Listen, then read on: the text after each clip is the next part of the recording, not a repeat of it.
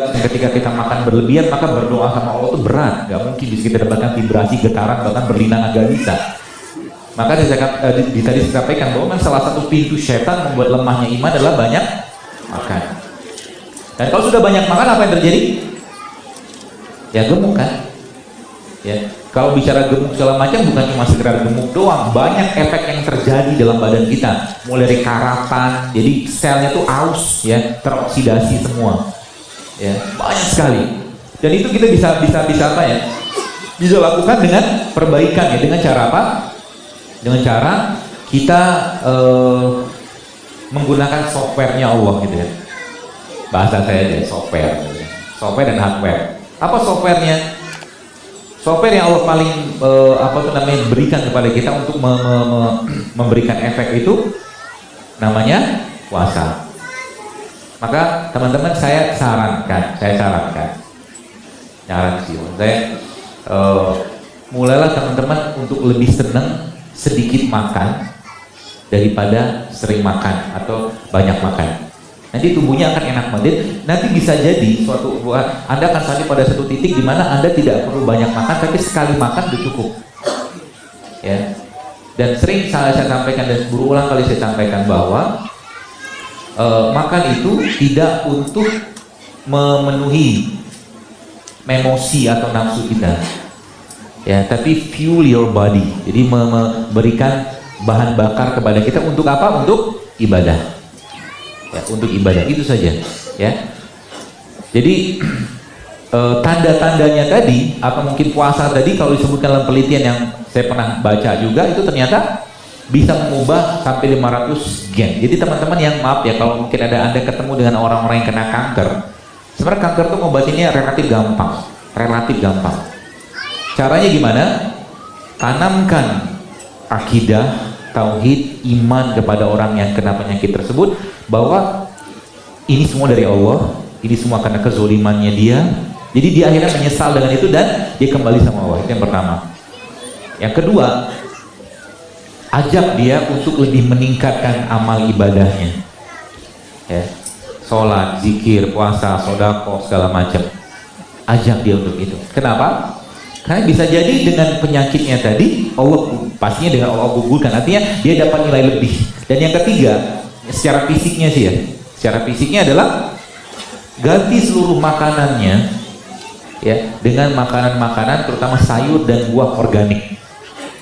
Dalam 3 bulan tubuhnya bisa recovery. Dan salah satu kandungan yang terbaik untuk memperbaiki gennya manusia, ya, salah satunya ada pada tadi air kelapa tadi. Maka air kelapa, teman-teman sekalian, kalau kita bicara air kelapa tadi, kelapa yang muda mana? Nih, kelapa kayak begini, Anda ambil airnya, ya, lalu Anda blender sama kunyit misalkan, dia berperan sebagai detox juga. Caranya gimana? Mau dicatat? Caranya gini, ini air kelapa, tapi air kelapa yang paling bagus adalah air kelapa yang muda banget, yang dagingnya masih halus, ya. Toppingnya dia bisa Anda ganti dengan berbagai macam rimpang toppingnya. Caranya, Anda ambil air kelapa sama dagingnya tadi, lalu Anda blender, lalu masukkan di sana. Misalkan Anda pengen ngobatin, kita ingin membersihkan liver, lambung, segala macam. Caranya gimana? Nah, air kelapa ini kayak begini nih, Anda ambil airnya, lalu Anda blender sama beliau ini. Boleh nggak ditambah yang lain? Boleh. Anda mau tambahkan jahe juga nggak apa-apa. Boleh kita tambah yang lain? Boleh. Anda tambahkan dengan kurma buat lebih manis juga boleh. Lalu ada lalunya. Setelah di blender, katakanlah jalan jadi dalam satu gelas kayak begini, ya teman-teman, kita tunggu dia untuk mengendap dulu. Lalu Anda ambil baskom ya. Baskom ini gelas yang tadi air kelapa tadi, katakanlah mungkin 300-400 ml ya. Anda letakkan di atas baskomnya. Bayang nggak? Lemes gitu. Bayang ya. Di sekitar baskom ini Anda kasih es. Kebayang? di sekitarnya, di dalam ya, bukan di luar. 6 jam lagi, 6 jam kemudian, kan dingin ini, Anda minum yang bagian tengahnya. Kebayang? Kan dia kan turun tuh sebagian, endapan, surnatannya. Yang Anda minum yang bagian tengahnya. Ya, yang Anda minum bagian tengah. Pola ini bisa kita pakai bahkan untuk mengobati orang-orang yang kanker sekalipun. Karena asam amino pada air kelapa tuh efeknya luar biasa. Apalagi kita tambahkan dengan tadi rimpang. Jadi boleh diganti nggak itunya, apa namanya, toppingannya boleh. Toppingannya boleh diganti.